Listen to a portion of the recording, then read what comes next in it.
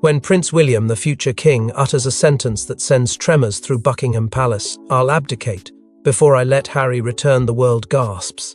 What triggered such a declaration? Was it rage, betrayal, or a carefully calculated act of royal warfare? This wasn't a slip of the tongue. It was a line drawn in blood, a shocking ultimatum that pits brother against brother and sends the monarchy into uncharted chaos.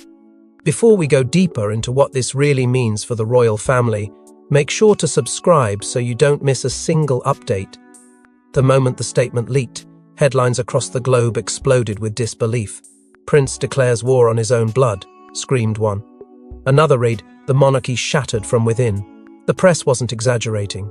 Within hours, experts, royal watchers and palace insiders were scrambling to confirm the story. Was it real? Had the heir to the throne truly threatened to step aside? Inside royal corridors, panic turned to fury. Some tried to dismiss the leak as fiction, but silence from Kensington Palace only added fuel to the fire. Then came whispers from inside. Yes, the words were real. And yes, they were said during a high-level royal strategy session, one not meant to ever reach public ears. What followed was chaos. The public, already fatigued by years of royal infighting, were now confronted with a monarchy on the brink. Speculation ran rampant that Harry, long exiled from royal duties, had been in private discussions about a partial return. Some claimed Charles was quietly exploring the option as a way to bolster the family's fractured image. Others believed the king was trying to bring back the public goodwill once associated with the Fab Four. But whatever the reason, William was reportedly blindsided. The idea of his younger brother re-entering the royal machine after what many inside the palace view as betrayal wasn't just unthinkable, it was intolerable. Compounding the issue was the delicate state of the monarchy itself. Since Queen Elizabeth's passing, the firm has teetered between tradition and modernity, loyalty and reinvention. King Charles, thrust into his role after a lifetime of waiting, faces internal resistance and crumbling public trust. Camila, once the outsider, now sits at the heart of the royal court, struggling to hold together a house that may no longer believe in itself. And William? He was expected to be the steady bridge to the future, but this moment has revealed a prince under pressure, protecting a legacy that he believes could be lost forever if Harry returns. The leak has also exposed the core fracture that no amount of royal polish can hide. This is not just about roles, titles, or protocol. This is about trust, about betrayal, about a brother who feels he's been left to carry the burden of duty alone while another walked away, only to try and return when it suits him. For William, the idea of Harry stepping back into the royal spotlight, even in a limited capacity, is a threat not just to his reign, but to the monarchy's very soul. His ultimatum wasn't impulsive, it was personal. And in uttering those 10 words, he forced the crown into a choice no one was ready to make. But to truly understand the weight of William's words, we must look behind palace walls where years of betrayal, secrets, and shifting power have been boiling beneath the surface. Once inseparable, William and Harry's bond was the fairy tale the monarchy needed. But under the surface of smiling photo ops and public solidarity, something darker was always festering. Was the fall inevitable? And did William's rage begin long before Harry's exit, or was it sparked by something we were never meant to know? Their childhood, wrapped in privilege and pressure, was also bound by grief. After Diana's tragic death, the two princes became each other's world, the only ones who could truly understand the pain of losing their mother under such a brutal public spotlight. That brotherhood wasn't just forged by blood, but by trauma. They were boys forced to become men too fast, expected to uphold centuries of tradition while still reeling from a loss they couldn't articulate. The world cheered them on, held them close, projected hope onto their every step. But behind palace walls, cracks began to form in ways no one saw, or perhaps no one wanted to admit. Years later, when Harry made the decision to walk away from royal life, the media painted it as a dramatic exit. But for William, insiders say it felt like abandonment, a betrayal of everything they had promised Diana they would uphold. And when Meghan Markle entered the picture, the already delicate dynamic began to fracture. Her presence confident, outspoken. American was both celebrated and weaponized. The press tore her apart, the institution tightened, and William, some sources claim, began to see a version of Harry he didn't recognize. Arguments behind closed doors escalated, trust eroded. The fairy tale began to rot from the inside. Then came the memoirs, the interviews, the Netflix deals. Words that should have remained private were now broadcast to millions. Allegations of favoritism, silence, coldness, all aimed at the family Harry had once defended. For William, it wasn't just humiliating, it was devastating. Not because the crown was mentioned, but because their childhood was weaponized. The private bond that once meant everything was now dissected by strangers, repackaged as entertainment. He was no longer a brother in Harry's story. He was the antagonist. Despite the animosity, there were quiet efforts to bridge the divide. Letters exchanged, calls made, meetings proposed, but nothing seemed to stick. Some say William extended olive branches that went unanswered. Others believe Harry's conditions for reconciliation were too heavy. The pain had gone too deep, too public, and neither brother could step out of their own shadow long enough to truly listen. What once was sacred had been scorched. The collapse of their bond wasn't just emotional, it became political. William, shaped by duty and trained to wear the crown, now saw his brother as a risk to the very institution they were raised to protect. The rage that spilled into his now infamous declaration didn't begin with a single headline, it was the culmination of years of silence, betrayal, and heartbreak. And so, when he said he'd rather abdicate than watch Harry return, it wasn't just a personal refusal, it was a royal stand. Yet, as personal pain fermented into political fire, William's declaration wasn't just about a brother, it was about a kingdom. She rarely speaks publicly about royal rifts, but Catherine's influence inside the palace is undeniable. Was she the calming force behind William, or the strategist guiding his every move? As the monarchy quakes, Catherine may not be its voice, but she could be its architect. While the public sees grace, elegance, and maternal warmth, those within the inner circles of the firm describe something far more intricate, an astute mind, quietly calculating, aware of every whisper in the palace halls. Catherine's transformation from outsider to cornerstone hasn't been accidental. Every move, every silence, every glance has carried weight. And in the wake of the royal family's most dangerous fracture in decades, her presence has become less ornamental and more pivotal. Whispers suggest that it was she who helped William channel his heartbreak into strategy, that behind his steel resolve stood a woman who understood the stakes not just for her husband, but for the throne their children are destined to inherit. Insiders claim Catherine's disapproval of Harry's post-exit revelations was immediate and unyeing. While the palace maintained outward silence, she reportedly viewed the Sussexes' public critiques as more than personal betrayal. They were threats to the legacy she had spent years helping to protect. Friends close to the Princess of Wales speak of a growing coldness, a line drawn quietly but firmly, not with spectacle, but with distance. Behind closed doors, it's said she urged William to resist overtures of reconciliation unless grounded in full accountability. Her words weren't loud, but they lingered, and long before the split became global scandal, there were signs of strain. Tensions between Catherine and Meghan weren't always overt, but they simmered beneath the surface. What the tabloids framed as petty differences may, in truth, have been ideological divides, two women with radically different visions of what it meant to be royal. While Meghan challenged the system, Catherine refined it. And when that system came under fire, it wasn't the Queen who subtly reasserted its traditions, it was Catherine. From how she carried herself during public engagements to the carefully orchestrated optics of her family, everything about her image seemed designed to reinforce one message: this is the future of the crown. Public gestures spoke volumes. At key royal events, Catherine's restraint toward Harry and Meghan was noted, subtle but unmistakable. The glances not exchanged, the warmth withheld. Royal watchers debated the meaning endlessly, but behind palace doors it was seen as the clearest signal yet.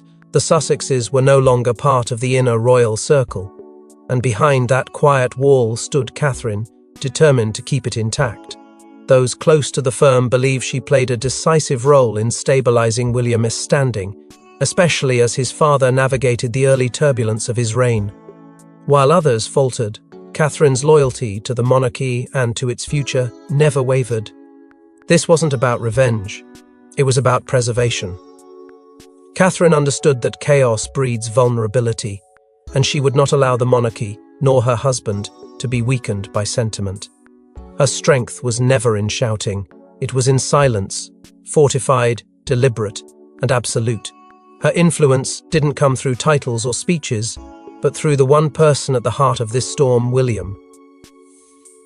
And as he stood before his family and uttered his shocking vow, the quiet force behind him stood taller than anyone realized. But while Catherine worked behind silk gloves, another force was quietly attempting a royal return, one that William vowed to block at all costs. Harry's return wasn't a fantasy, it was quietly in motion. High-level conversations, secret proposals, even King Charles's advisors were reportedly testing the waters. But who greenlit this behind William's back? And why did it threaten the monarchy's entire foundation? The whispers began in the corridors of Clarence House. Not loud, not official, but persistent. A soft return, some called it. Others aired to it as a strategic reintegration. Whatever the term, the meaning was clear. Discussions were taking place about the Duke of Sussex playing a limited but visible role in the royal family once more. It wasn't meant to be permanent, it wasn't meant to be public, but it was meant to happen. And behind this quiet operation, powerful hands were moving unseen. According to insiders, a series of back-channel communications were initiated, spearheaded by a small group of senior aides who believed that Harry's return, however symbolic, could heal wounds and restore global faith in the House of Windsor. At the heart of it, allegedly, was King Charles himself. The monarch, conscious of his legacy and the fragmented state of his realm, was said to be exploring reconciliation not from emotion but from duty. Charles feared history repeating itself, a monarchy divided, sons at war. And so, in his desperation to project stability, he entertained the unthinkable, reopening the gates for Harry. But this wasn't a solo effort. Leaked emails pointed toward Camilla's office being looped into these early talks. Aide memos referenced potential soft reintegration optics and low-profile duties aligned with Commonwealth objectives. The Queen Consort, according to whispers, may have been lobbying for a solution that would secure Charles's reign while neutralizing growing public divisions. Beyond the palace, the pressure mounted. Commonwealth representatives, particularly from countries on the brink of severing royal ties, began urging for unity. Donors from royal-backed charities raised concerns over declining engagement and questioned why a prince with global reach had been effectively banished. Even diplomatic figures hinted that a united front, including Harry, might better serve Britain's international standing. The wheels were turning. The strategy was forming. And none of it had William's blessing. Sources claim William learned of the initiative not through his father, but through intercepted communications between departments he had once trusted. The betrayal was sharp, the fury immediate. In a closed-door meeting, he reportedly erupted, not just at the notion of Harry returning, but at the deception. He viewed it not as a family decision, but as a political ambush, a power play executed behind his back, disguised as diplomacy. For William, the issue wasn't forgiveness, it was survival. The re-entry of Harry into the royal spotlight could fracture his public image, reopen scandals, and cast doubt on the very future he was poised to lead. To him, it wasn't reconciliation, it was sabotage. The shock wasn't just that these discussions were happening, it was who had been excluded from them. William, the had been cut out of conversations that would directly impact the crown he would one day wear. And in that omission, he didn't see oversight. He saw a betrayal wrapped in velvet, a threat disguised as unity, one that demanded not diplomacy but retaliation. And when William found out, what followed wasn't diplomacy, it was war. Inside a sealed royal strategy meeting, Prince William's voice reportedly cut through tradition like a sword. "If Harry comes back, I abdicate." Gasps, silence. And then the realization this wasn't a threat. It was a vow. A royal standoff was now in full motion. The meeting was never meant to be historic, convened under the guise of a routine strategic review at Windsor Castle. Only the most senior royals and trusted aides were present. No media, no notes. Just the heavy air of consequence. Charles presided, flanked by Camilla. William entered with resolve, already aware of what had been set in motion behind his back. And when the conversation veered, as it inevitably did, toward the prospect of reintroducing Harry into royal duties even ceremonially, William didn't hesitate. What followed was not a prince begging for understanding. It was a future king drawing a line history would never forget. According to multiple sources inside the palace, the words left mouths agape. William's tone was clipped, his body language unwavering. There was no negotiation in his voice, only finality. The room, once filled with strategists and planners, became a battle-fire. LD. Charles, stunned, reportedly asked his son to reconsider. Camilla, ever calculated, remained composed but furious beneath the surface. This was no longer a family meeting, it was a crisis. And at its center stood the heir, ready to walk away from a crown he'd prepared for his entire life, if that crown dared embrace the brother he believed had betrayed it. What came next was silence, piercing, palpable. Then came the weight of the moment. For the king, it was a reckoning not just of power but of legacy. If he allowed Harry's return, he risked losing William. But if he sided with William, he risked fracturing the royal image further, alienating supporters and allies alike. The stakes weren't ceremonial, they were existential. And yet, behind the quiet shuffle of notes and sideways glances, one figure reportedly nodded in solidarity, Princess Anne. Known for her unyielding loyalty to duty, Anne was said to have offered William not just support, but quiet validation. To her, loyalty wasn't optional. And betrayal, intentional or not, had no place near the crown. The idea of abdication in modern royal Britain is nearly unthinkable. But William's vow carried terrifying weight, not just symbolically, but structurally. If the heir walked away, questions would erupt. Would George be next? Would the crown survive such a public fracture? Would the public, already cynical and divided, turn its back on the institution altogether? The psychological pressure was immense. For a monarch still trying to solidify his reign, it was a devastating blow. This was no longer about titles or protocol. It was about control, about identity, about who gets to define the future of the crown. And William made it clear it would not be his brother. Not now. Not ever. The message wasn't just received. It echoed through every corridor of power, unsettling alliances and exposing the fragile balance holding the monarchy together. But William's fire ignited more than panic. It triggered a reckoning across royal ranks. She's no stranger to palace intrigue, and insiders claim Camilla wasn't about to let William's ultimatum go unchallenged. From behind the scenes, she began rallying her loyalists.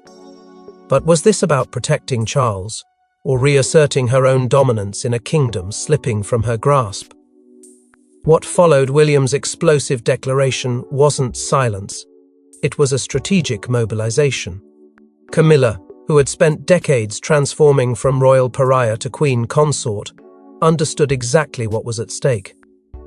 If William made good on his threat to abdicate, the monarchy would descend into chaos. But more than that, her influence, earned slowly, painfully, would be eclipsed by the next generation. She wasn't ready to fade. So she did what she does best. She moved in whispers. Private meetings were held in quiet corners of Clarence House, where trusted aides and longtime allies were summoned to map out options. This wasn't treason, it was preservation. At least that's how Camilla framed it, to those still loyal to her cause. Behind closed doors, she allegedly urged Charles to rethink his stance. The king, caught between legacy and loyalty, was wavering. Camilla, sharp and calculating, pushed for a solution, something softer than exile, but not as provocative as reinstatement. Something that would cool William's fury without caving to it.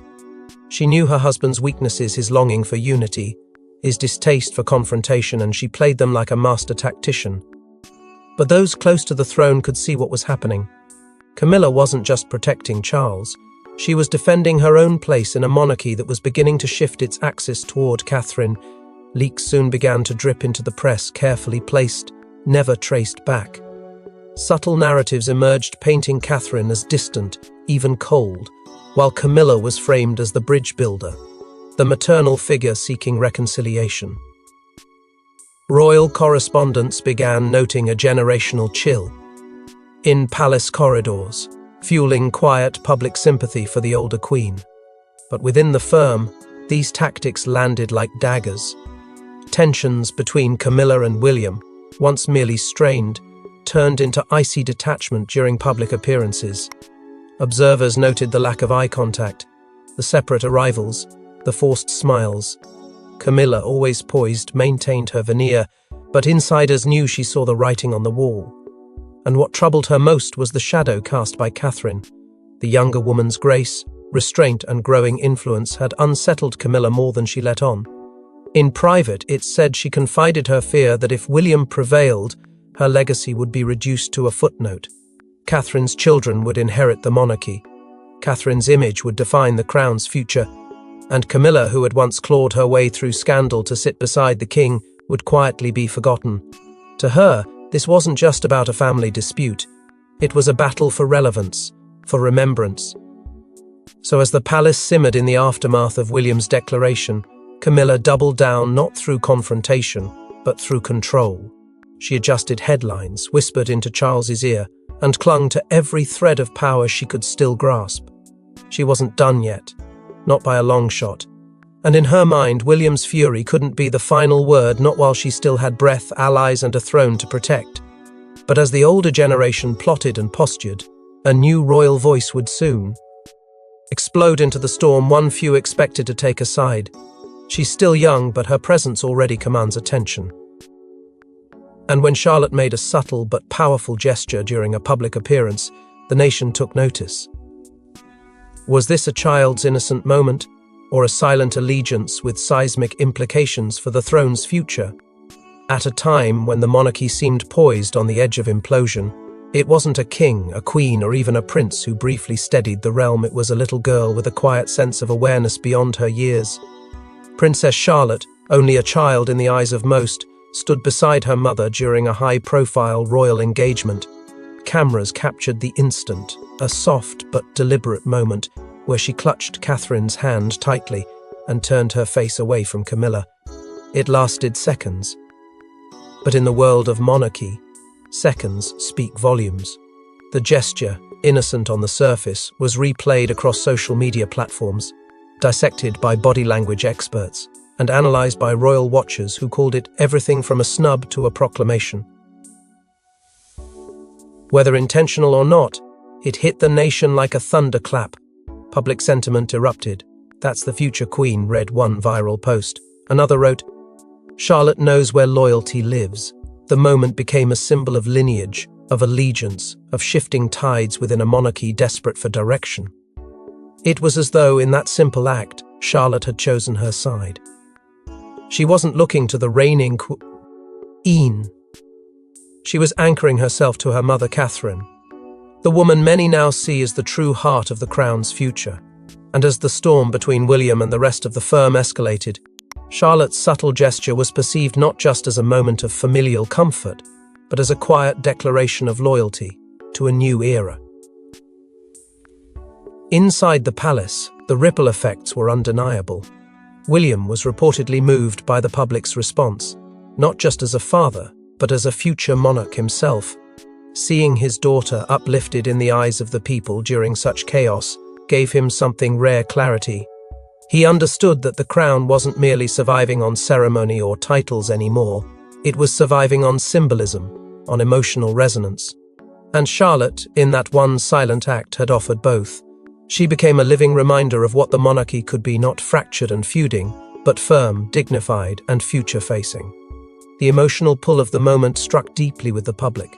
In a time of distrust and political disillusionment, seeing a young royal, untainted by scandal, instinctively seek strength in her mother resonated with families across the nation. There was something heartbreakingly pure about it, especially when contrasted with the chaos unraveling around her. For a monarchy fighting for its soul, Charlotte became the unintentional beacon of hope, a glimpse of what might still be salvaged from the wreckage. But this wasn't just about optics. Some insiders believe Charlotte is being quietly prepared not merely as a member of the firm, but as a future sovereign in her own right. The weight of the crown, once destined for generations far ahead, may rest on her shoulders far sooner than anyone imagined. The world watched her gesture. The palace felt its tremor. And William? He saw in his daughter something that reminded him of Diana, unshakable grace in the face of chaos. But Charlotte's innocent signal only heightened the storm brewing between the only two royals who could truly end this war, or destroy each other trying. It wasn't in front of cameras, it wasn't for the press. But when William and Harry allegedly met face to face for a private reckoning, years of silence, betrayal, and fury came crashing down. One walked away livid, the other heartbroken, and both knew the monarchy would never be the same. The meeting, arranged in secret by a mutual confidant who still believed the brothers might find their way back, took place far from royal eyes. No aides, no staff, no protective buffer of protocol. Just two men who once shared everything, now carrying the full weight of a fractured crown between them. Those close to the situation say the air was heavy before a single word was spoken. The kind of silence that isn't empty but loaded. A silence thick with memories, resentment, and everything that had been left unsaid for years. When the words finally came, they didn't trickle. They erupted. Accounts from those briefed afterward describe shouting that chode through closed doors. Harry, reportedly raw and visibly shaken, tried to explain. He spoke of pain, of feeling trapped, of believing he had no choice but to leave. No voice but the one he carved for himself outside the institution. He spoke of wanting peace, of wanting some form of return not to power but to family. And for a moment, some say, there was a flicker. Not forgiveness, but recognition. The recognition of two boys who once stood behind their mother's coffin, holding each other as the world watched. But whatever fragility existed was short-lived. William's response, according to insiders, was cold, controlled, almost surgical. He didn't shout at first, he didn't need to. He spoke of duty, of responsibility, of the crown being bigger than either of them. He allegedly reminded Harry that while one brother chose escape, the other stayed behind to hold the line, to endure the pressure, to absorb the blame. And when Harry appealed to their bond, William is said to have replied with words that cut deeper than anger ever could: duty comes before blood. That sentence changed everything. Harry, stunned, reportedly pushed back. He spoke of manipulation, of being sidelined, of feeling erased. Tears followed, not theatrical, not staged, the kind that come when hope finally collapses. But William did not move. He did not soften. To him, this was not a reunion. It was a final clarification. A reckoning of paths so divergent they could no longer intersect. He accused Harry of turning their pain into currency, of destabilizing an institution already struggling to survive. And in that moment, reconciliation stopped being an option. It became a fantasy. The meeting ended not with closure, but with silence. A long, hollow pause where nothing more could be said without doing irreparable damage. They didn't embrace. They didn't promise to speak again.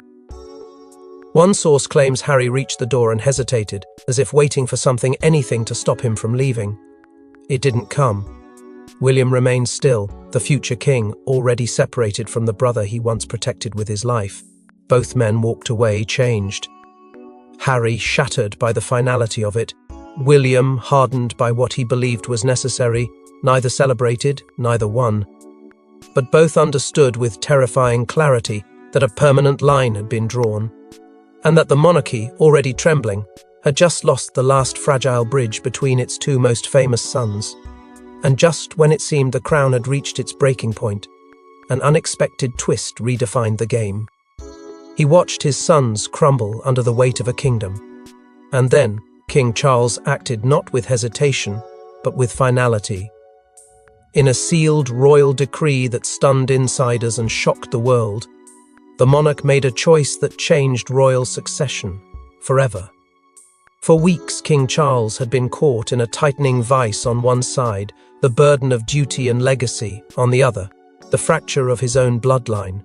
William's threat to abdicate had shattered the illusion of unity and sent Buckingham Palace spiraling into contingency mode. What had once been whispered in corridors now demanded immediate resolution. Behind closed doors, Charles began a series of consultations that few outside his tightest inner circle were even aware of. Constitutional advisors, legal scholars, and senior courtiers were summoned in secret. They reviewed the rules of succession, the clauses hidden in parliamentary precedent, and the extraordinary circumstances under which a monarch could alter the royal path without collapsing the institution. The question wasn't just about Harry's return, it was about whether the monarchy could afford the consequences of either choice. Reports from insiders suggest that Charles was tormented by the decision. He had already watched the crown erode trust with the public. A royal implosion between his sons could turn skepticism into revolt. And yet, for all the quiet meetings and legal language, the emotional weight was crushing. Camila, deeply invested in both the monarchy's structure and her own position, allegedly fought against the draft. Sources say she believed allowing William to dictate terms would set a dangerous precedent that the future king was risking monarchy for pride. But Charles knew this wasn't just about pride, it was survival, and in the end, he overruled her. When the final decision came, it landed like thunder, through a formal letter issued under the strictest confidentiality and later read aloud to key members of the royal household. King Charles declared that any discussions around Prince Harry's potential return were to be postponed indefinitely, pending the completion of William's future succession framework. It wasn't a ban, but it was a wall, one that could only be opened with William's assent. The implications were immediate. Harry was sidelined, Camilla blindsided. And William? The future king reportedly received a private message from his father, handwritten, personal, and haunting.